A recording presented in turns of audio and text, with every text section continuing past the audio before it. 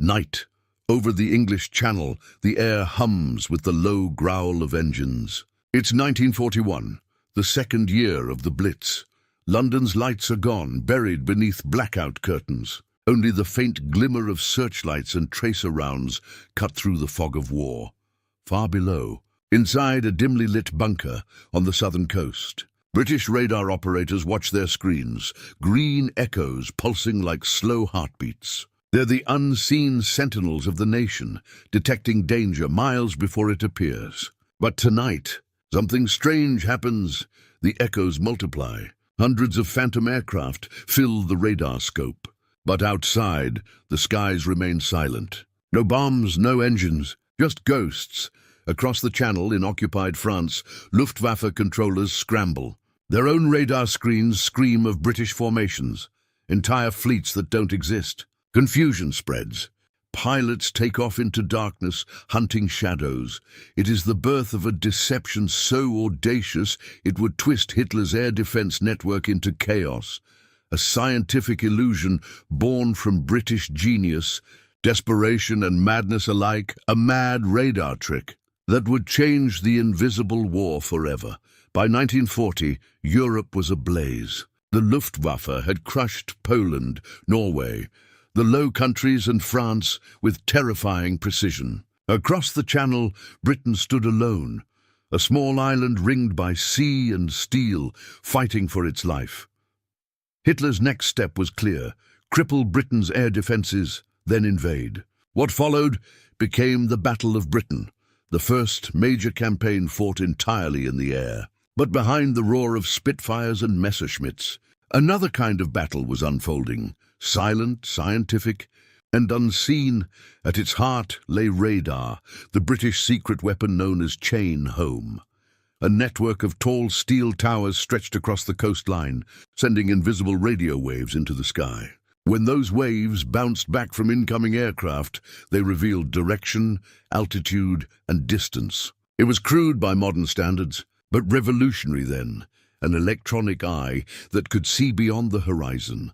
The system allowed RAF Fighter Command to intercept German bombers before they reached their targets. It turned defense into anticipation.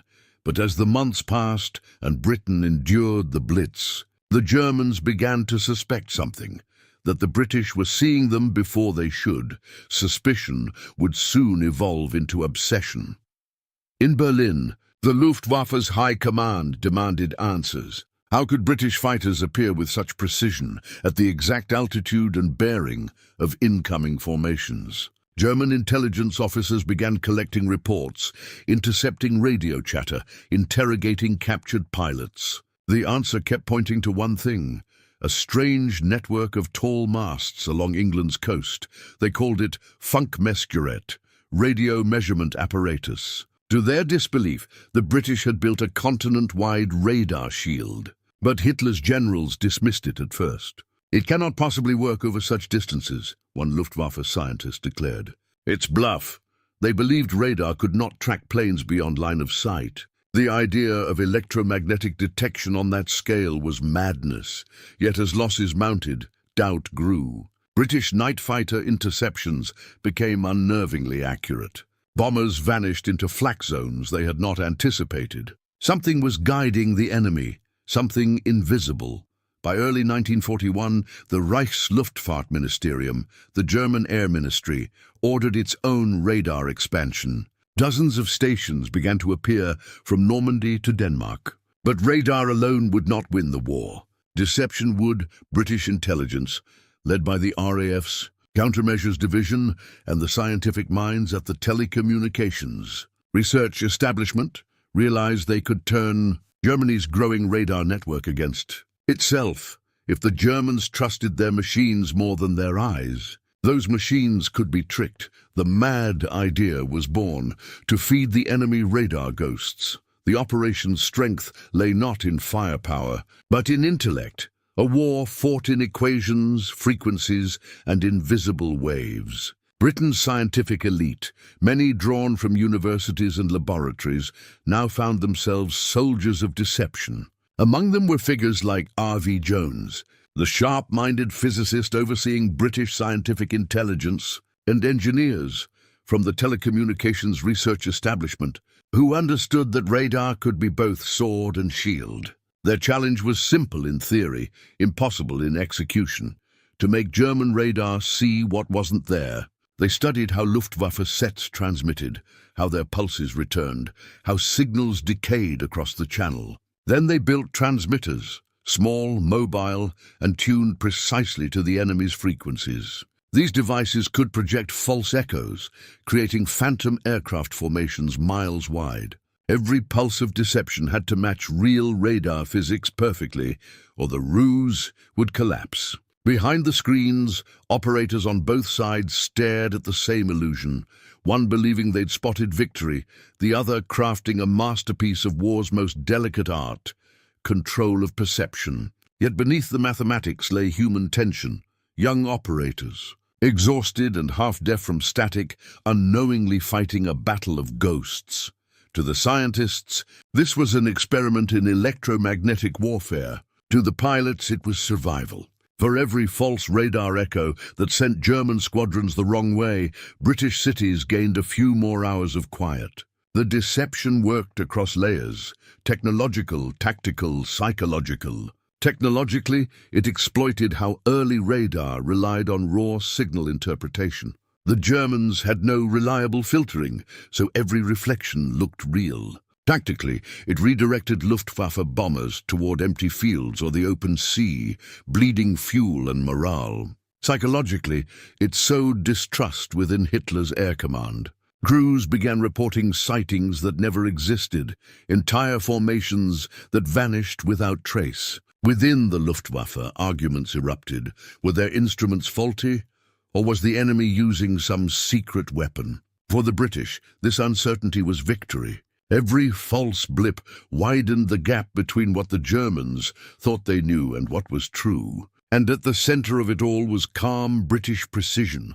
Operators timing transmissions down to the millisecond, scientists adjusting signal strengths in hidden bunkers. The mad radar trick was no single device or code. It was an orchestra of deception, conducted in silence across the electromagnetic battlefield. By the spring of 1941, the deception reached its peak. The British countermeasures teams launched Operation Moonshine, one of several codename missions designed to feed the Luftwaffe a storm of illusions. From secret coastal outposts, engineers activated transmitters aimed across the channel, tuned precisely to the frequencies of German Freya and Würzburg radar sets. Within minutes, the enemy's screens bloomed with false formations. Hundreds of bombers appearing to lift off from southeastern England, racing toward occupied France. Alarms wailed from Normandy to Rotterdam. Fighter squadrons scrambled to intercept ghosts. In reality, the skies were empty. Not a single engine crossed the channel. But in Hitler's command posts, the confusion was electric. Reports flooded in. Mass formations inbound. Large-scale RAF offensive underway. The Luftwaffe diverted night fighter units, repositioned flak batteries, and even shifted fuel depots to counter the imaginary threat. Every move weakened real defenses elsewhere. At one point, German analysts claimed to have discovered a new British radar network spreading north, an illusion created entirely by British transmitters bouncing signals off the ionosphere. The deception had become so convincing that Hitler himself reportedly demanded countermeasures against an attack that never came. The mad radar trick had done more than fool machines. It had rewritten human perception. As the phantom raids multiplied, so did German paranoia. Luftwaffe analysts, desperate to explain the inconsistencies, began doubting their own instruments. Some blamed British jamming. Others accused their radar crews of incompetence. Reports contradicted each other so wildly that the German Air Ministry could no longer tell which data was real. In several instances, radar stations along the coast were shut down entirely, ordered offline for maintenance to root out supposed technical faults that never existed. Inside the Führer's headquarters, tempers flared. Hitler, convinced he was facing a new class of British electronic weapon, demanded immediate retaliation. Engineers were ordered to redesign the Freya radar network, diverting critical resources away from frontline aircraft production. For the British, it was a silent triumph. Every miscalculation, every delayed sortie, every grounded fighter meant fewer bombs falling on British soil. The deception had crossed its threshold. What began as a technical experiment now reshaped the Luftwaffe's entire command structure. In a war fought for dominance of the skies, Hitler's most trusted air defense had become a prisoner of illusion, trapped by signals that never truly existed. When the dust of deception settled, the results were undeniable. British intelligence reports noted a measurable drop in bombing accuracy and frequency along the southeastern coast. Luftwaffe raids grew erratic, often arriving hours late or at completely wrong coordinates. Air defense networks in France and Belgium spent entire nights chasing mirages across the radar screen, phantom fleets that vanished into thin air. In secret post-mission briefings, URAF intelligence celebrated what they quietly called the Night of Ghosts. Operation Moonshine had succeeded beyond expectation. The German High Command, now trapped in a web of misinformation, ordered sweeping overhauls of their radar systems. Dozens of Freya stations were recalibrated or rebuilt entirely, draining manpower, steel, and time. Each unnecessary adjustment was a small British victory, invisible yet powerful. Meanwhile, the British scientists refined their deception further. New operations like Mandrel and Window emerged from the same philosophy: use science to mislead, not destroy. Thin strips of aluminum foil, radar-saturating noise generators, and false echoes became the new arsenal of an invisible war. By the time Germany realized the full extent of the deception, it was too late. Their air defense network had spent months fighting shadows, reacting to an enemy that was never there. For the Luftwaffe, the consequences were catastrophic.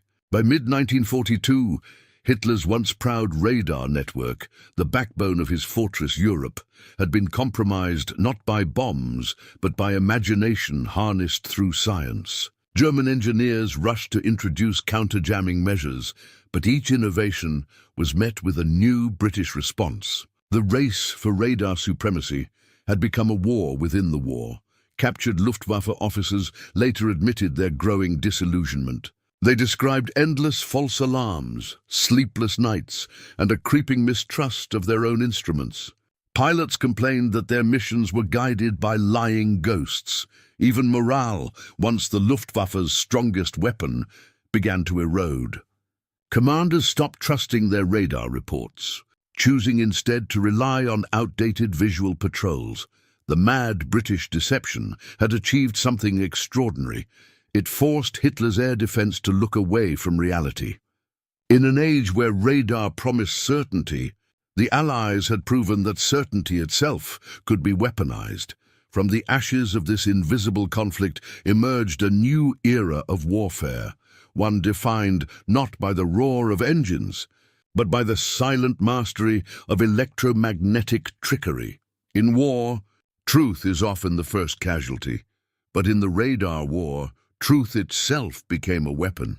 The mad radar trick that fooled Hitler's entire air defense network was more than a technical victory. It was a revelation of how perception defines power. The Germans had built machines to see through darkness, to make war scientific, predictable, and controlled. Yet those same machines became instruments of their undoing, manipulated by minds who understood that the human belief in data is as fragile as the data itself.